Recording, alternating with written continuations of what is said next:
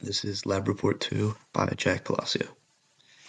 So, in introduction to this lab, the purpose is observing the projectile motion of an object and comparing it with the expected movement of a computational model with and without drag. So for the system, we had a paper ball and the surroundings with everything else. That includes the air, the hand through it, the floor, and everything else. The overview was, as drag is added to gravity, the trajectory of the ball is reduced in the x and y direction.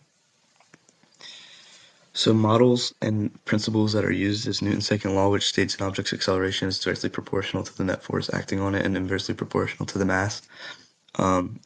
We also use the gravity force, which is the universal force of attraction between any objects with mass or energy. In this case, it would be the paper ball and the earth. The paper ball is pulled towards the earth, or the center of the earth. And then the drag force, which is the resistance an object encounters when moving through a fluid opposing its motion. In this case, the paper ball will encounter resistance as it moves through the air. Some equations that are used is the velocity update formula, which states initial velocity plus acceleration times time.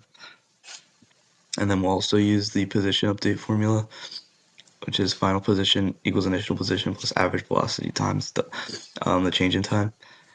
To find the initial velocity, I use this equation right here. So I moved the variables around. So the initial speed was the one equal to, and then I subbed in all of the other variables using 9.8 as the acceleration and was able to find the initial speed for my code. And then the force of drag equals negative b v squared times v hat, where b is the drag coefficient. So this was our experiment.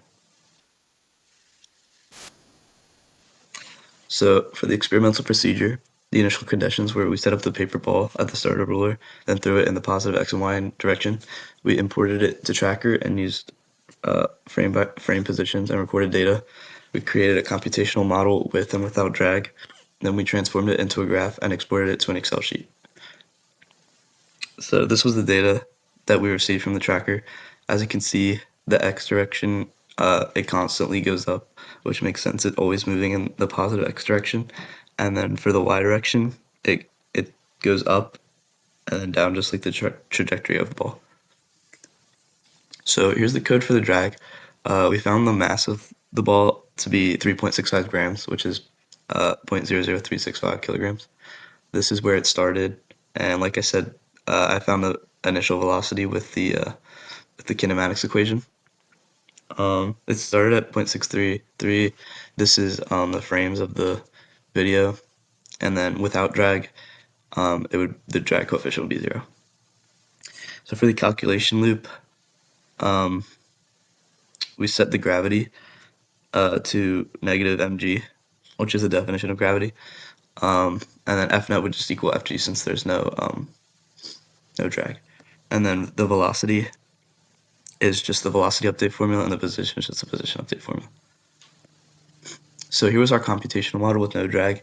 As you can see, it's just like the experiment, but this is like the gravitation or the gravity arrow, and then just it's similar to our model. You can see.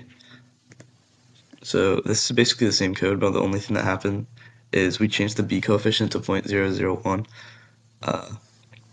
and we put in the drag equation, and then made our net force the gravity equation plus the drag equation. So as you can see, it changed it a little bit. This is slightly curved. I'm not sure if you can see it, but yeah, that's what the drag did. So for the comparison, as you can see, like starts off similar but deviates as time passes, and the line with no drag is the pink. It travels higher than with drag, and then the line with no drag is similar to the observed, meaning there was minimal drag in the experiment. Some sources of error is human error throwing the ball at an imperfect trajectory. The paper ball being crumpled, it's neither smooth or round. So when it's traveling through the air, it's like cracks and like folds in the paper. It will have an effect on its trajectory. And then glow script tracker errors, clicking in the center of the mass of the paper ball each time interval is nearly impossible. So what if and what does it mean? If the object was thrown straight up, it would take the same amount of time to reach the ground. This is because the initial velocity stays the same. Since gravity only affects vertical motion, the ball's horizontal motion doesn't affect fall time. For what does it mean? Terminal velocity was not reached in this experiment because it never reached its fastest max falling speed.